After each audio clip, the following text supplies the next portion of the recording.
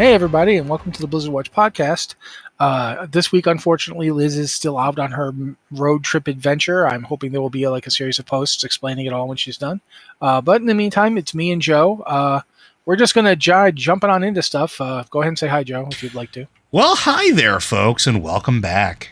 So, first thing I'm going to mention really fast is that the Hearthstone just got a new battleground, and it's got the Naga with Naga minions and Azshara. They're coming into Hearthstone Battlegrounds. So I think that's happening as of today. Like, as we're recording this, that's going on. Yeah, I believe that went live today. Since Liz is not here, we don't have anybody who can actually explain any of this to you, but I still felt like we should mention it. But that does mean that Buddies is leaving the Hearthstone Battlegrounds, right?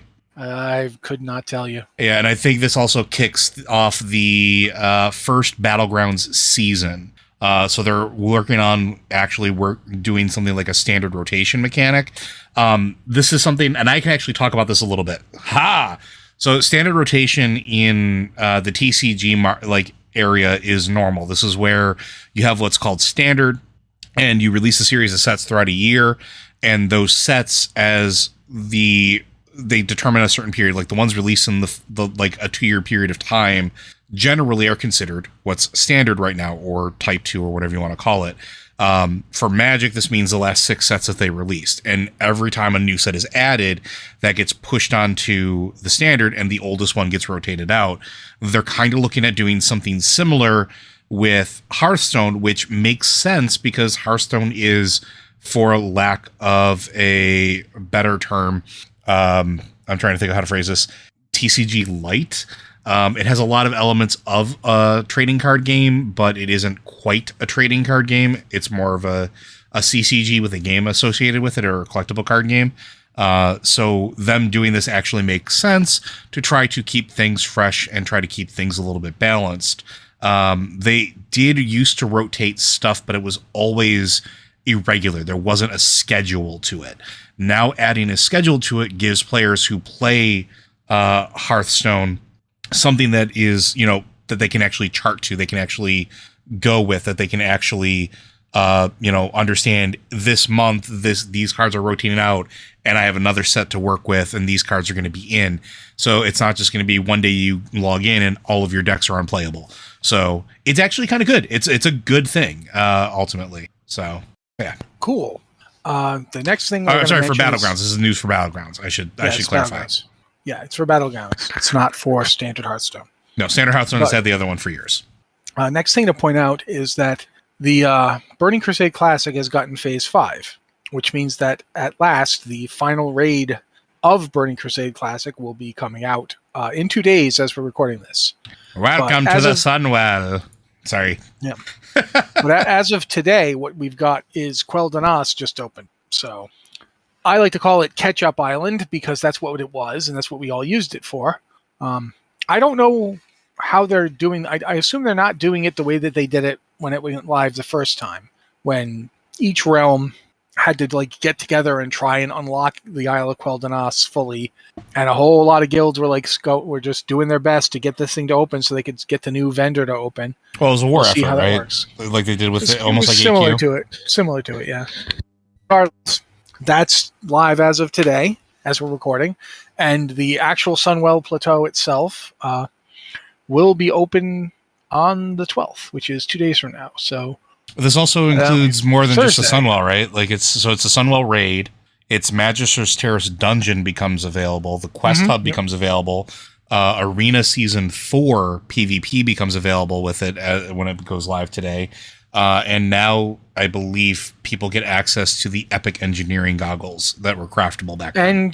And I remember from when it happened, there's also a gem vendor. Yes. That opens up where you can get more epic gems. Which made me very angry at the time because I was a jewel crafter and there was no longer a need for me.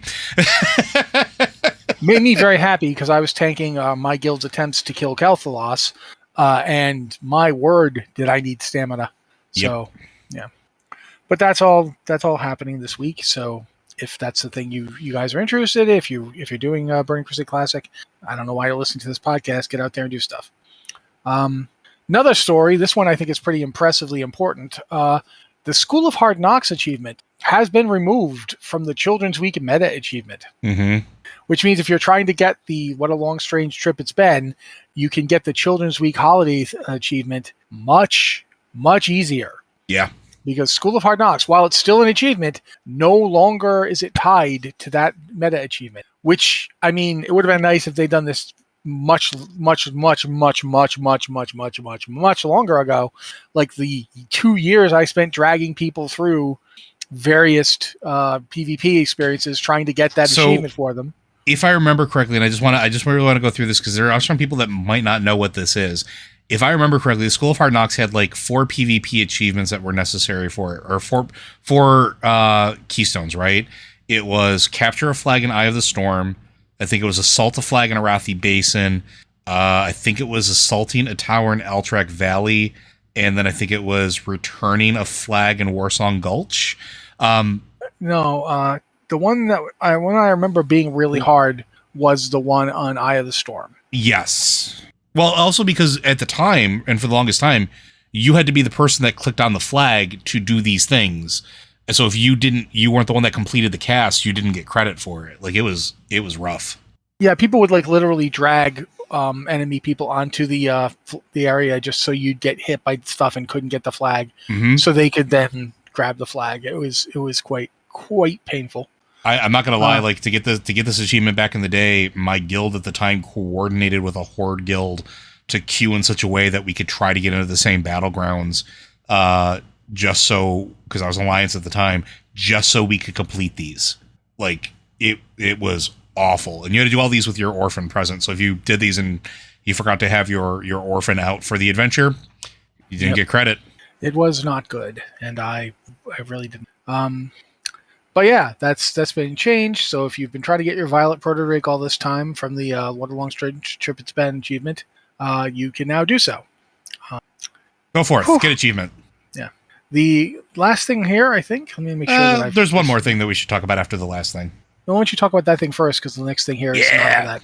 Okay, so we didn't have a show last week, which was unfortunate because last week they announced Warcraft Arclight Rumble, a new mobile game that will be releasing, I believe, first on Google Play, but will also eventually come to the Apple App Store.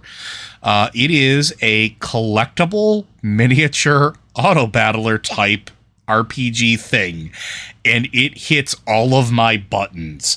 I am really, really excited because I don't play mobile games. It's just not a thing I do generally. However, I'm looking at this, and it's collectible miniatures. Okay.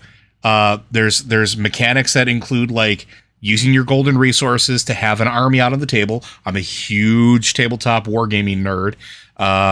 It is being strategic in what you choose to put out onto the field, and all while doing like cute, like an amazingly animated tiny miniatures on the screen. I am in. Like, they did the thing that I never thought was going to happen, and they're actually producing a mobile game that I want to play. Like, 100%. I don't know about you, like, how you feel about it, but, like, I'm super excited. What do you think, Matt? I don't want to be mean, and I'm sure it's going to be a good game. No, I'm sure it's going to be a good game. It's just that, like, you're over here bouncing off the walls, and I'm literally just sitting here going, yeah, that sounds fun. Like, it doesn't do anything for me at all. Like, nothing. Everything about it is calculated to, while it's turning all your buttons, it's literally turning all mine off. It's like a mobile miniatures. It's like, oh, geez, man. I'm trying here. I'm trying, Blizzard, but you're not getting there. I think Heroes of the Storm was a lot closer to the kind of thing I liked than this will be. But this, again, that's not saying it's bad. It's just not my cup of tea. So you go and guzzle all of that you want, and I will wait for something else that's interesting to me. Yeah, and we talk about how like Liz really likes Hearthstone, and I've kind of fallen out of Hearthstone. This will be me. I'll be talking about this when stuff happens on the podcast. Oh, and it's certainly, if nothing else, it's good to see that they didn't just come out with WoWMacon Go like everybody thought they were going to. Oh, and the thing is, it's PvE and PvP, which I think is really interesting too. You can actually play cooperative with people that you know, or you can play against people in PvP. Like, that's actually kind of cool too. Like, I know some mobile games do that. I know that there's probably a ton that exist in a vacuum that I don't know, probably have those mechanics, but it's nice to see that they're including sort of the co-op aspect of it too. which that's neat. Yep. So yeah, I'm actually gonna move on because the next thing is kind of Dragonflight specific and also somewhat requires more understanding. So we're just gonna move on to some emails and questions and stuff because we've got a fair chunk of questions today, I think. Before we do that, though, do the usual spiel here. If you've got a question for the show, you can either go to our Discord. We have 2 Discord channels. There's the Patron Q and Podcast Questions channel for patrons, obviously, because we like to give you guys a little extra something for supporting the site all these years.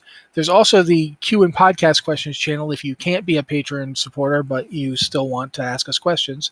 And finally, there's the email address for people who like email, like me, because I'm old and I want things to stay the same and not keep changing. And I don't want to have to understand Discord, even though I go on it all the time because it's my job. Anyway, so podcast at blizzardwatch.com, subject line podcast or Blizzard Watch, so we know it's for this show. Yeah, I guess that's it. Joe is going to read them for us because there's not 2 people here to read them and because I don't want to. That's perfectly fine, and I'm A-OK doing that. So let's go ahead and talk about it. This one comes from Depressed Dino Dad. Whelp taming on the Dragon Isles? I guess we shouldn't enslave more children, so maybe the Elemental Dragon's clutch, or maybe Proto-Dragons. Pretty dicey, but the hunters want it. I'm looking forward to seeing what becomes available for hunters to tame as far as Beastmasters go. And don't forget, canonically, Beastmasters in story after the Hunter's Lodge are very similar to how Rexar has a symbiotic relationship with all of his pets, or their companions. They're not just things that they shove into a stable and forget about. They're totally They're not Pokemon. Even though they 100% are Pokemon. Yeah. But also, I mean, there's probably also going to be non-combat pets, and you could certainly get some new whelps. I mean, I think there's at least a couple of whelp non-combat pet models, aren't there? Yes, there is. So we could certainly see more. I'd love it if every color of dragon got like a kind of spiffy redesign for this. Like if there were like vermilion drakes and I don't know, like gamma radiated drakes. I don't know, like really green. That guy's so green. I would think that'd be cool. In terms of hunter stuff, I don't know if whelps make a good hunter pet because they're small. They're really, really small. Super small hunter pets aren't super compelling to me. But elemental drakes, though, yeah. A drake, yeah, I can see a drake. Or even like something semi-drake-ish. Like not an actual flying drake, but like maybe some kind of like dragon thing. Like, because remember, like, there's the one in... My hunter runs around with Elegon, I'm just saying. Blackwing Lair.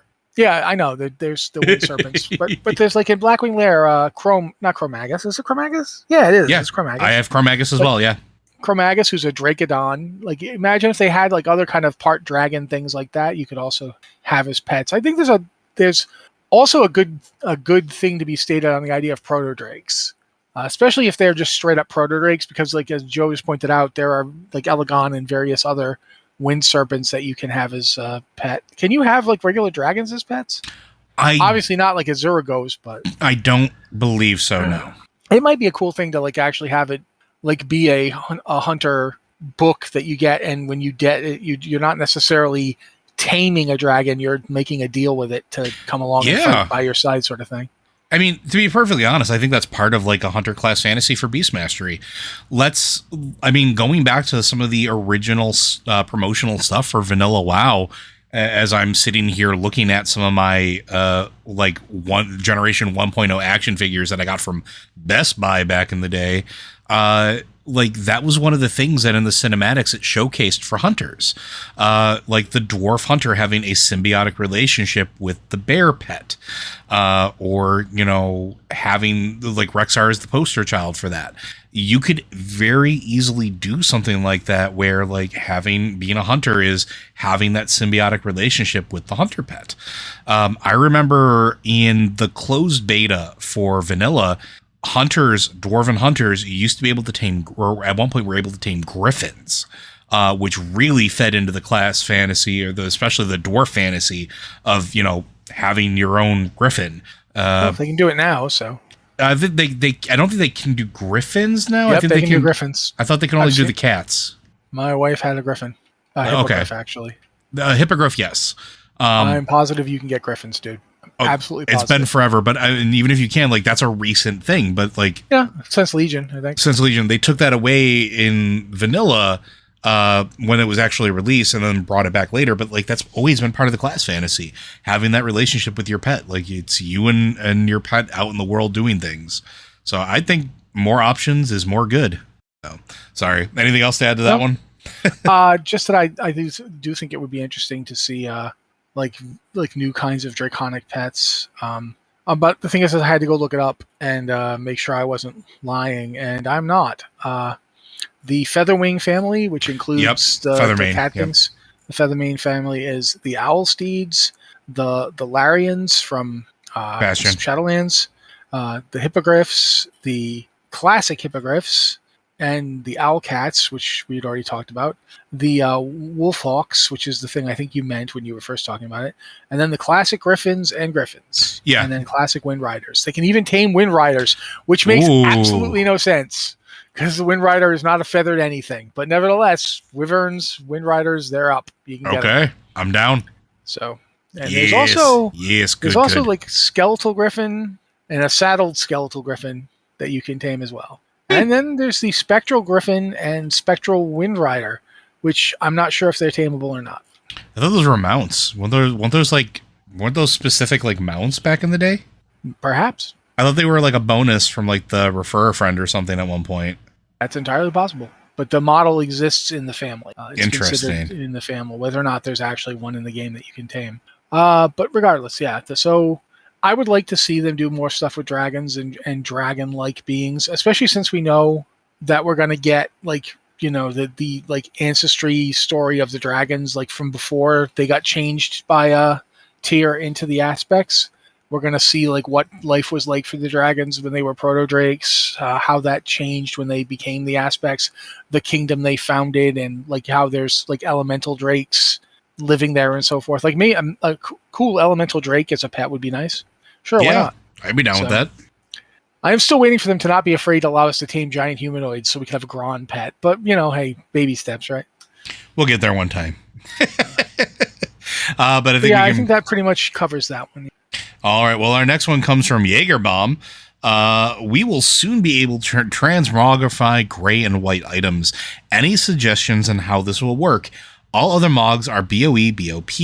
Will gray-white soon become BOE, or will I be able to mail my one piece of shabby leather armor to all of my ults? So once you have it on one character, any character that can use it can unlock it traditionally. I'm going to bet that there's probably going to be a requirement of you have to have it equipped at some point, and it'll probably have some weird BOE or BOP type system with it. I don't think they've really said anything about that or how it will work, right? They have not said anything about how it's going to work, no. So what do you think? I remember back when we first got transmog that, not only did it have to be BOE/BOP, you had to have it, and you had to have equipped it to make it soulbound. If you didn't soulbind it to you, you couldn't use it. The easiest way to deal with this would just simply say that the act of using transmog soulbinds an item to the person who uses it for transmog. And then it becomes part of their collection, and all of their other characters can use it. So if they go that route, then you don't have to mail your crappy leather, your shabby leather armor to all of your alts. You would just simply have it.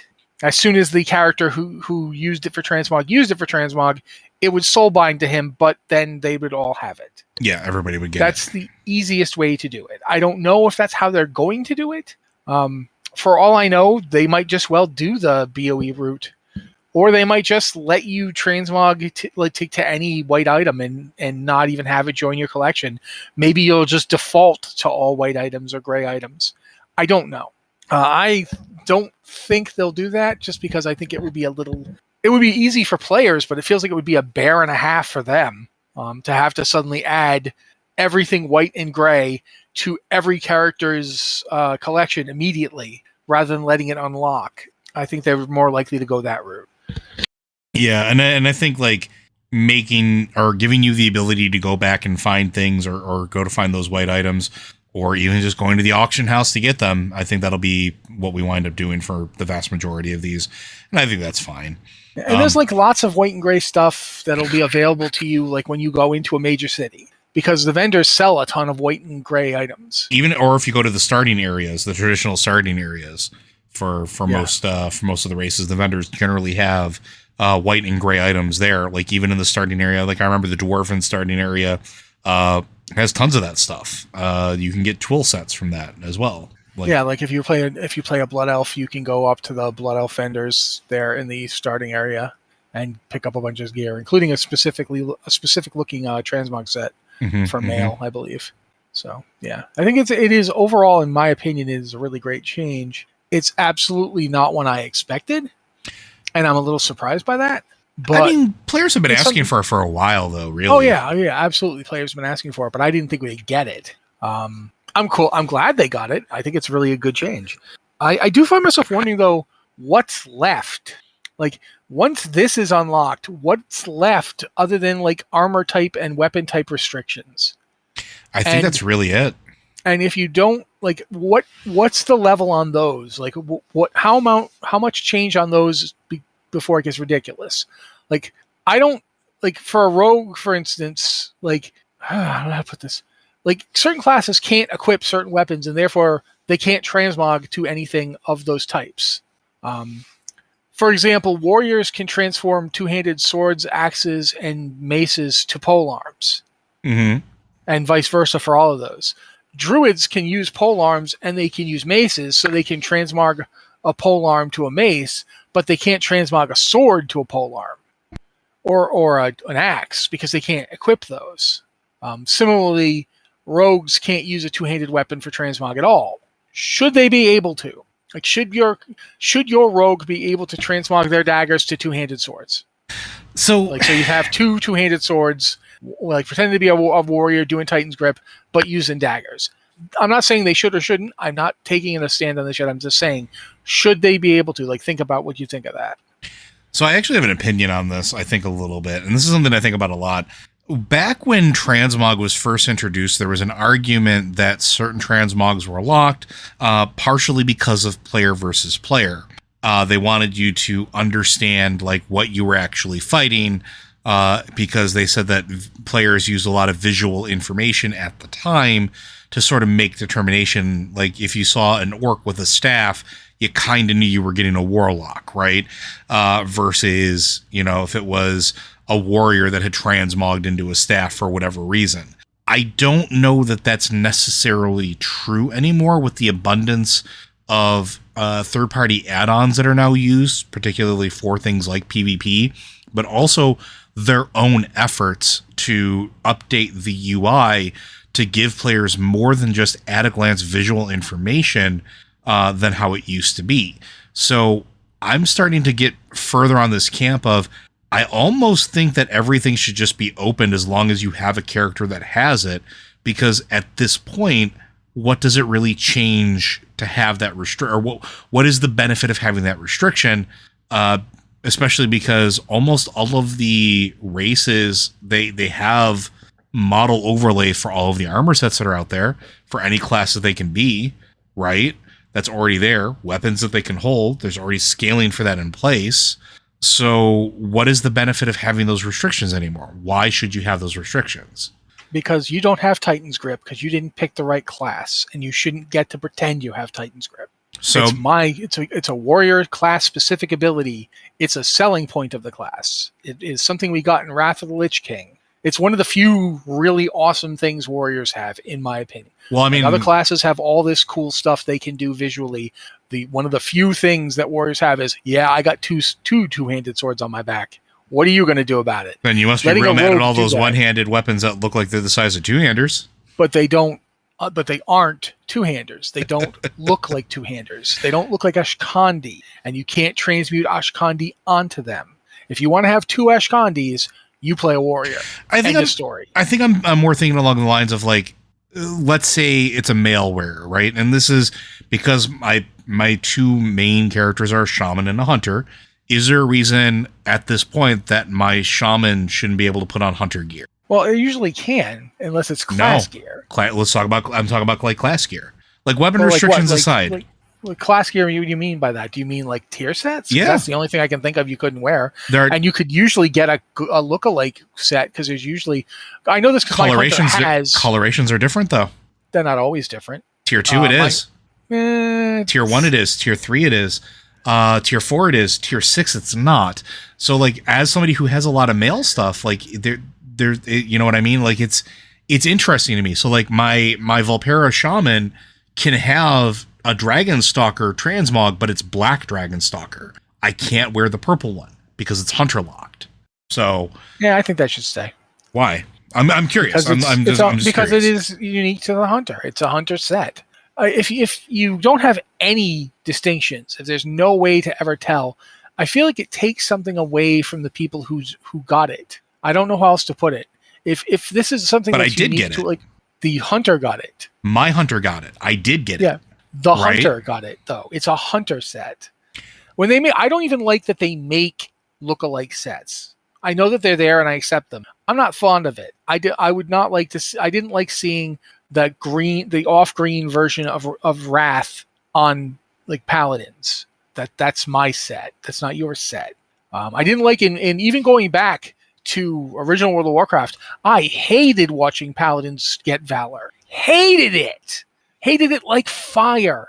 Like people constantly talked about, rivalries between classes. I'm like, no rivalry is as strong as the rivalry of a warrior who just went on his 17th, Blackwing, no, it's not Blackwing, sorry, Blackrock Mountain run, his like 17th UBRS, only to see the shoulders go to yet another Paladin. I mean, I feel that way about the hatchet from Skullomance that I watched every warrior go after. And a warrior did more damage with it than a shaman, unless the shaman, was in the right composition of group. But regardless of that, I just, you're asking me what I think. No, I know. I'm having a conversation about it. That's all. I'm telling you that I just straight up, my visceral reaction is no, you shouldn't get to put the actual tier set on your shaman, even though you got the tier on your hunter. Because I know people who don't play shaman, like my wife, would not enjoy that. It would make her unhappy. And if it makes my wife unhappy, yeah, I'm against it. And and I'm the opposite, because I'm thinking like that player, if the player went through all the effort to get it, why not allow them, especially with them encouraging alt play as much as they have been over the last few expansions, particularly Shadowlands. Shadowlands has been pretty alt friendly, all things considered. Like for me, where I'm looking at, it's like if I earn that as a player, I'd like to be able to use it on whatever character I'm playing at that particular time. So yeah, even somebody who has Paladins, Warriors, and Death Knights, I don't want to be able to wear my Death Knight tier. Like here's an example. I actually do wander around wearing Death Knight tier on my Warriors sometimes because I've got the Ice Crown Citadel set, but I only have the heroic version because all plate gear looked like that, both Warrior and Death Knight. I don't have the regular sanctified Death Knight, whatever it's called. I don't have the black set. I only have the red set that I can use on my Warrior, and I'm fine with that. Like I've still got a set that looks like that, but it's not the same color. And that's also the truth for anybody who wants Warrior gear. Like it's actually the inverse for Death Knights. Death Knights can get a set that looks pretty much just like normal and like 10-man and 25-man normal, but they can't get a set that looks like the heroic 25-man that is only for Warriors. And I like that there's little differentiations like that. I like that it feels unique and special to a specific class. And I'm just kind of curious. I'm kind of curious to the player. So I was going to say, for those of you that are listening at home, I'm kind of curious what your thoughts are on this. Let us know. Like, is this something that because I understand that this is a very complex thing and everybody is going to have complex feelings about it, especially those of us that have played for a very long time. So I'm kind of curious. Do you have an opinion on this? Let us know. I'm interested to hear it. But I'll be upfront. I think that they're probably going to eventually allow all that. I don't know. I don't know if they'll allow like two-handed weapons to transmog over one-handed. And I'm fine if they don't do that. Yeah. Just because it's so hard to get the animations to line up. Yeah, and that I'm A-okay with. It was more like the set stuff was always it's been recently on my mind. So, but yeah. But I think that covers that probably more than I think Jaeger. It's a transmog question. What are you looking for? I could probably keep going, but We could. All right, so I guess we'll move on to the next one. This one comes from Riptides. Do you think we will see a return of World Dragons, maybe as a pre-patch event? I'll kick it to you first, Matt. I mean, this isn't the expansion where we go kill a lot of dragons. It's the expansion where we go help the dragons. So I don't know. I don't know if that would be like if going into Shadowlands, we'd spent a lot of time killing, like, the various leaders of the covenants or what have you. I don't know how they're going to do that. Honestly, though, I've always been a fan of World Dragons. I loved the Dragons of Nightmare, their original appearances, because I had to tank those things, man, and those were messed up fights. And I loved Azurgos. Come on, it's Azurgos. I think Azurgos should be back every so often, just because I still remember back when I was playing my first warrior, I started another warrior on another server to play with some friends, and that warrior, I leveled him up entirely through doing 5-mans and doing upper and lower Blackrock Spire, and then crafting gear. Like, I had the Lionheart helm, the crafted helm, and I got invited along on an Azurgos run that other people were doing, and they were just like, "Hey, you can bring your character, go on." And so I got on this warrior, and he dropped Typhoon, which at the time was one of the better weapons you could get outside of a raid. Like, it was really good. And I remember people would be like, "Ooh, where did he get that?" And I just remember the cool feeling of it, of like, people weren't really up on what the World Dragons had on their lists, their loot tables. So, well, also, I mean, they were really hard fights, so like not a lot of people did them. Yeah, Azurgos was not easy. And the Dragons of Nightmare, my word, the mechanics on those fights were terrible. Well, not terrible. They were hard at the time. Not the right word. They were terrible to experience. They were very difficult. Terrible in the great and terrible sense. Not we also didn't bad. We also didn't have a lot of the tools we have currently, right? Like, voice chat wasn't as prevalent as it was. Like, hopping onto a Pug's Discord or whatever is real easy right now, versus back then you had to, like, hope you were in a guild that had the ability to pay for a Ventrilo server or a Mumble server or TeamSpeak. TeamSpeak. And then hope your client worked with your version of Windows. Hope you had enough RAM. Hope that you paid for enough licenses. Like, it was a lot more complicated than it is now to coordinate a lot of that stuff, right? So like, those fights were just always more difficult. Regarding if I think we should see the World Dragons back, I think they could actually potentially do something cool with it. And I agree with Matt, though. Like, we're definitely not here to kill dragons this expansion. I'm fairly confident Alex Straza would get very mad at us again. But what we could do is maybe tie it in with Shadowlands a little bit. Maybe we're saving dragons that have been lost to madness. Maybe we're doing something with releasing the spirit or the ghost of Azurgos, which is what it is now. It's a spirit, essentially. Is he dating like a spirit healer, though? Yeah, he is. Yeah, we could actually it could turn out that the Valkyr find this spirit healer and recruit her, and now he's got like this spirit healer girlfriend that he's traveling around with. I don't know. Like, we could do something where they can tie maybe something to that quest-wise or story-wise, where we're going back to, like, or maybe it ties in with the Bronze Dragonflight. Maybe we're going back in time to these events to take care of them, or to these are fixed points where they have to go to the Shadowlands or something like that. They could do something. Or what if they went back and basically found various, like, in when we did the Shadowlands pre-expansion event, they went and found all these various raid and dungeon bosses from Wrath and put them in the open world. Yeah. Ooh. Okay. What if you go to find all the various dragon bosses that you fight over the years? Not all of them, maybe, because some of them, like Deathwing, has like multiple steps. But like an echo of I'm trying to think, Halion shows up just like out in the world, and you got to fight that thing, And they just wander around, and they're like world bosses, and you got to stop them. And they're all evil or corrupted, like Echo of the Nightmare Dragons, or so have you. Maybe even like the fight that we got in Legion, where you fought two of them at once. Mm-hmm. Like, if they brought that fight out and had you do that again. So yeah, there's ways to do it without just having us waste dragons, because I'm positive that Azurgos didn't do anything that deserved us killing him. He was trying to prevent people from monkeying around with the magic, like from Zinashari, and we wasted him for it. And I mean, really, to be fair, he had blue sinew, and I needed that to make my quiver. Yeah, see where I'm going with this, people? There's also, like, they could also look at it for new dragons too, because we don't really know what's going on with the elemental drakes yet, right? Coming in. Yes, that is correct. I'm sorry, I was yawning and I couldn't speak. So, like, we don't know, like, maybe they're dungeon bosses, or maybe they're world bosses or world events like the world dragons in their respective zones inside of the Dragon Isles. Maybe. They could do something cool like that, where we're subduing the elemental dragons or whatever or drakes, whatever they want to do with that.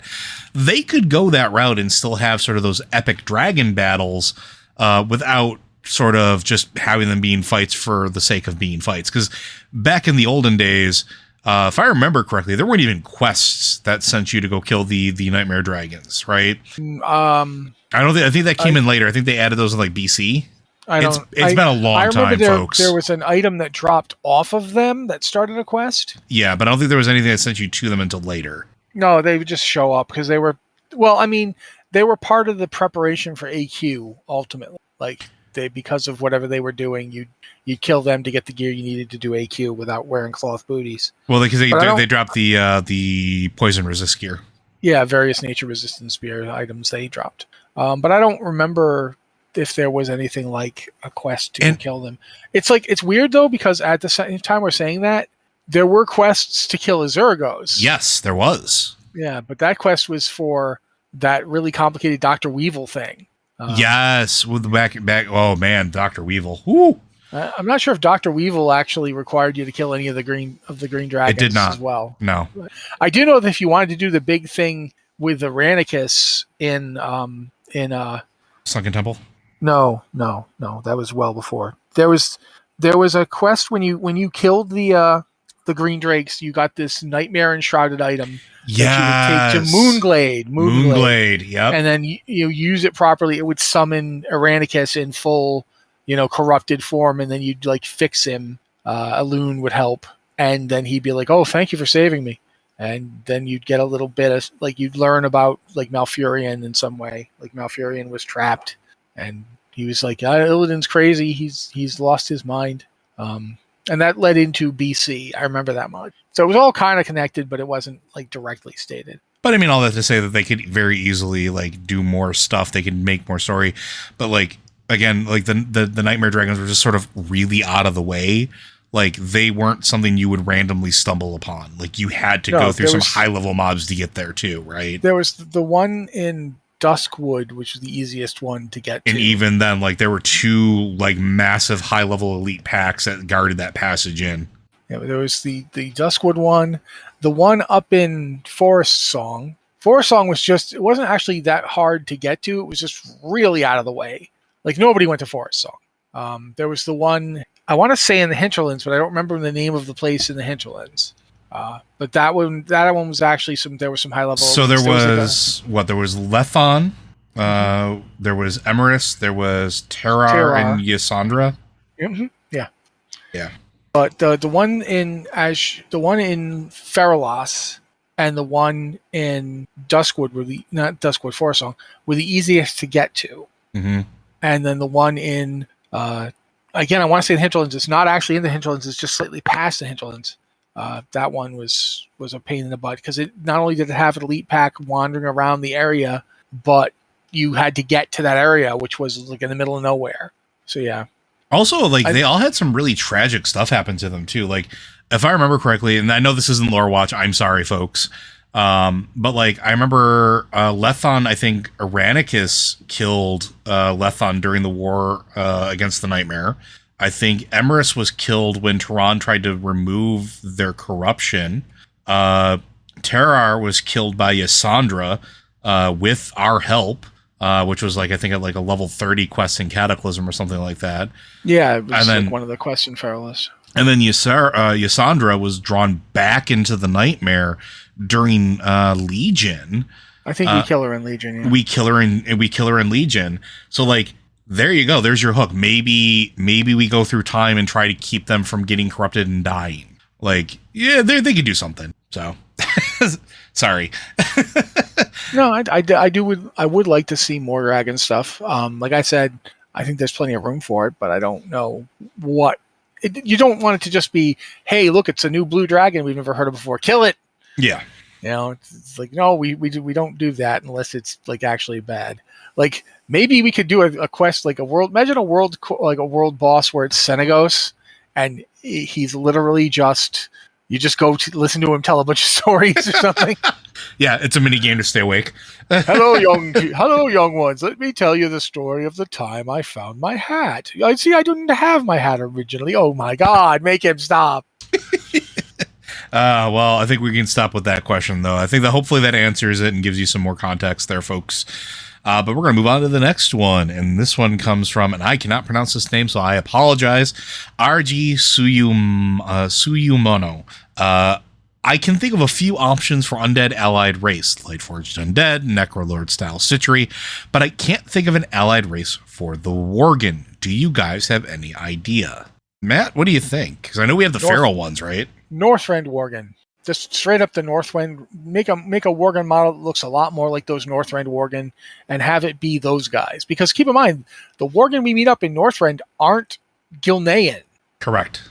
They're a completely different group that are somehow afflicted by the same curse. Possibly because they're right near another world tree. That was the wolf cult, right? Yeah, the wolf cult. Shadowfang Pack or something like that?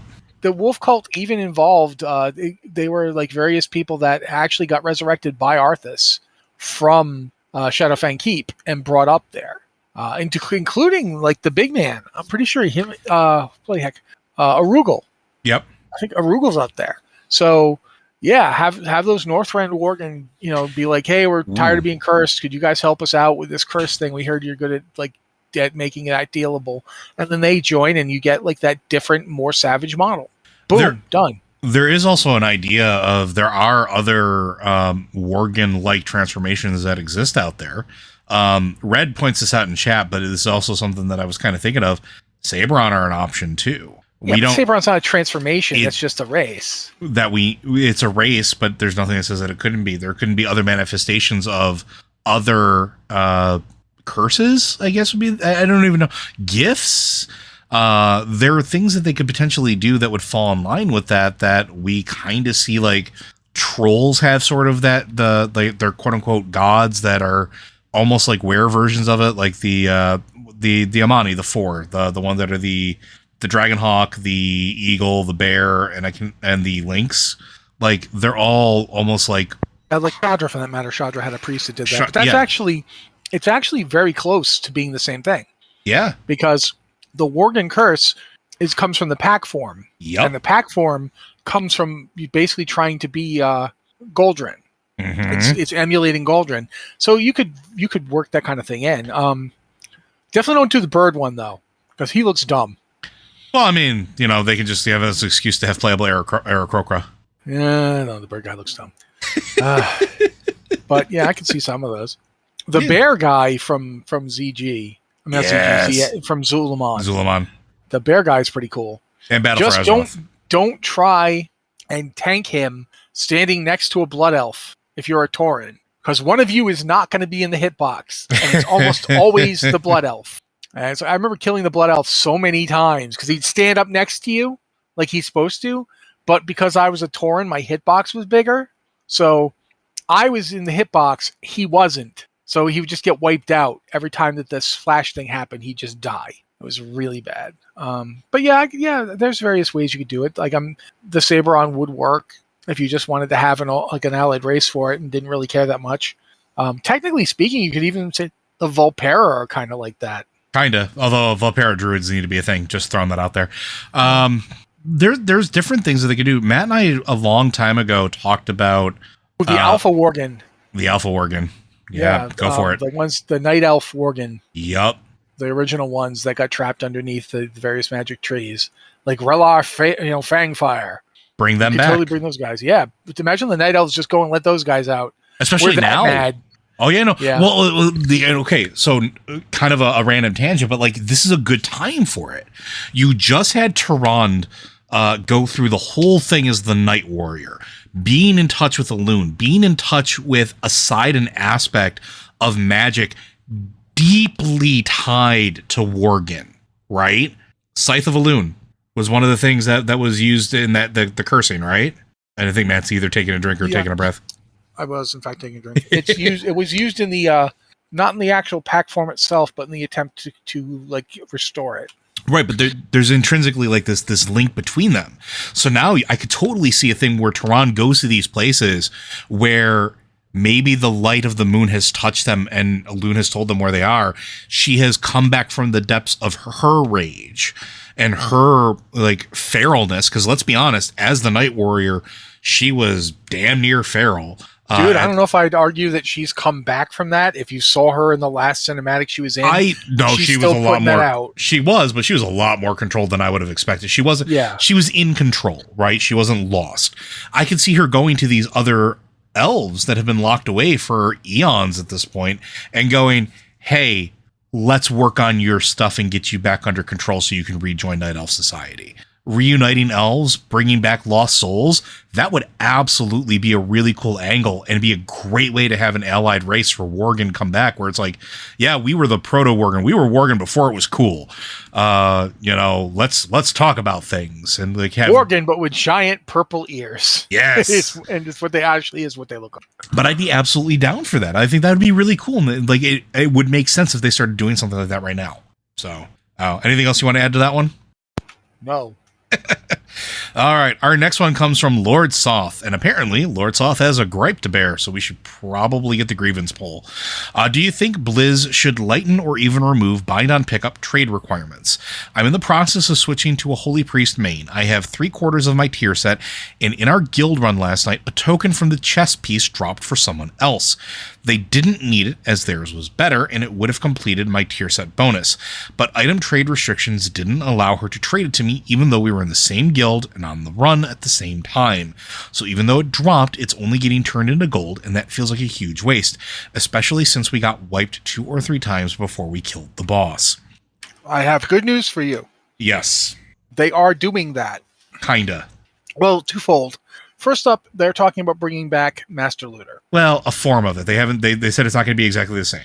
Yeah, but in addition to that, they've stated that one of the things they're looking at is the restrictions that, for instance, let's say you're a shaman and you get like an item that is technically an upgrade for you, but would take you down below a certain haste break point. Which is still a thing, by the way, folks. Let's say that you're on that shaman, you host a show where you're on this podcast, you host a show, and you bring this up every episode for a year and a half. I did. I literally did. Let us say that they then go back and fix that so you can just trade the item. That's one of the things they're talking about doing. Yeah.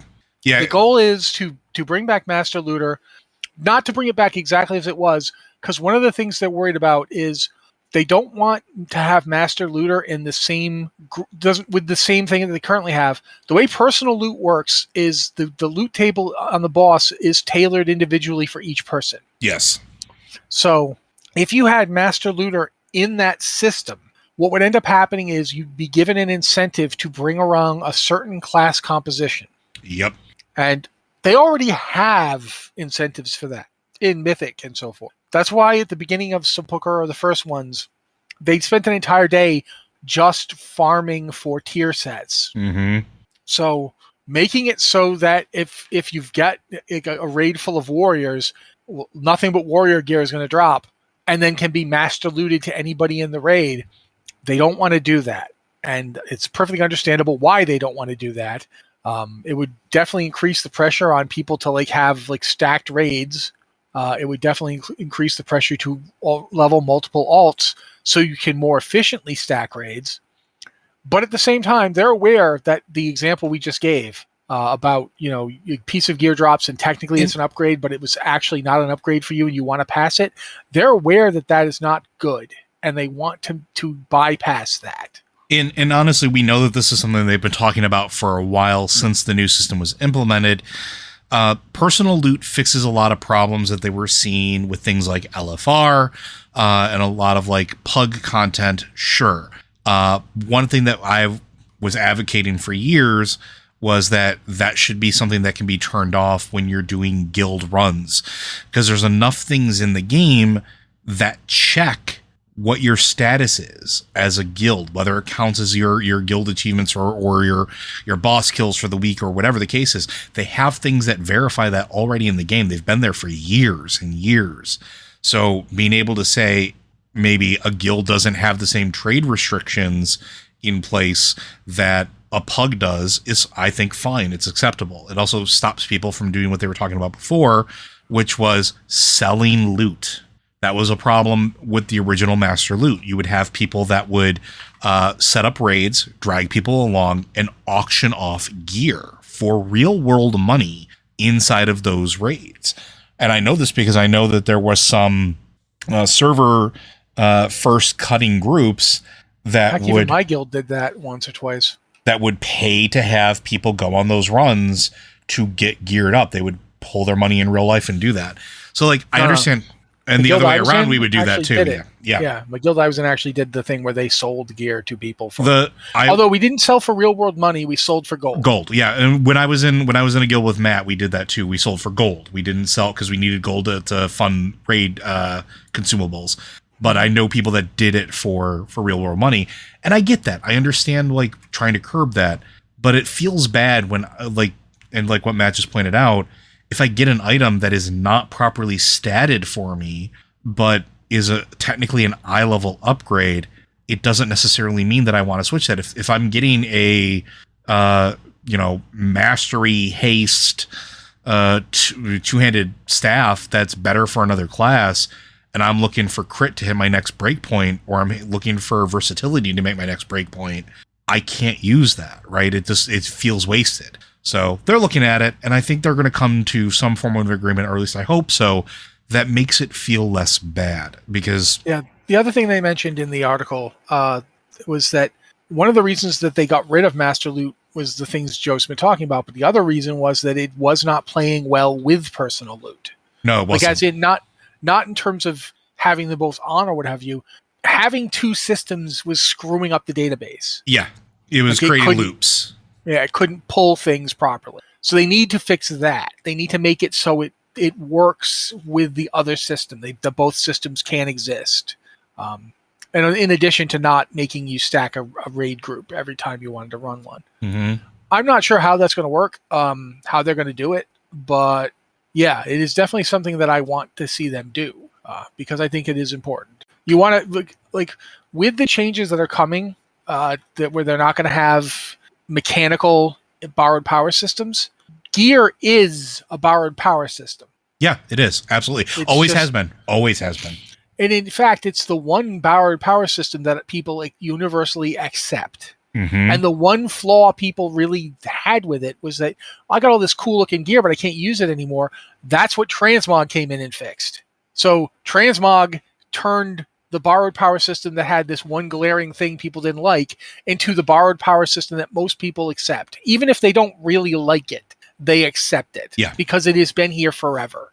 And it's been in other MMOs. It is the standard for these kind of games. It really is the gold standard. It's the gold standard of I mean, I hate to say this, it's been around since Dungeons and Dragons, folks. Yeah. It is the original borrowed power system for a reason. Yeah, it's as simple as, are you stronger now? Yes.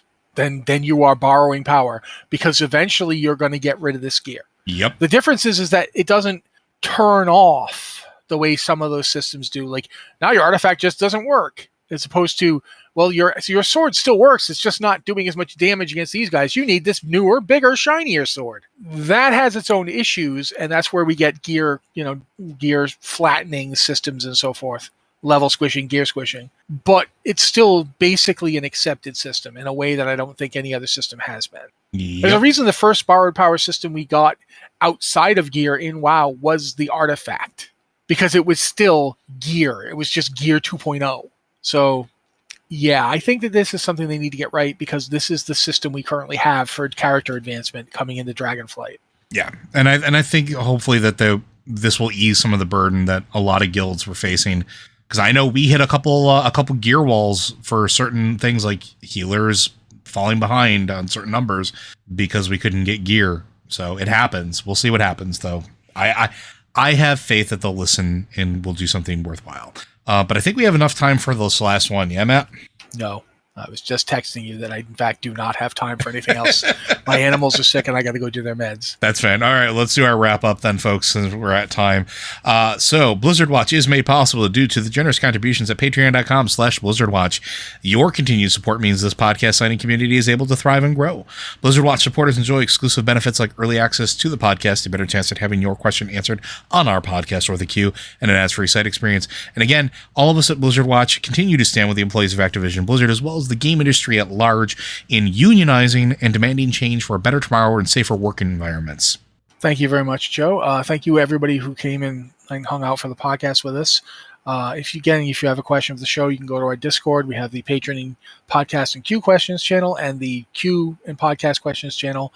So you can let us know what you want to ask us, or you can email us at podcast@blizzardwatch.com, subject line podcast of Blizzard Watch. So we know it's for the show. Wow, that was some fast talking. Thank you guys again. Thank you so much for letting Joe and I do this. When Liz is back, she'll be doing it too. We really love talking to you guys and answering your questions and basically just having that connection with y'all. So thank you very much. This has been the Blizzard Watch podcast, and we will be back next week.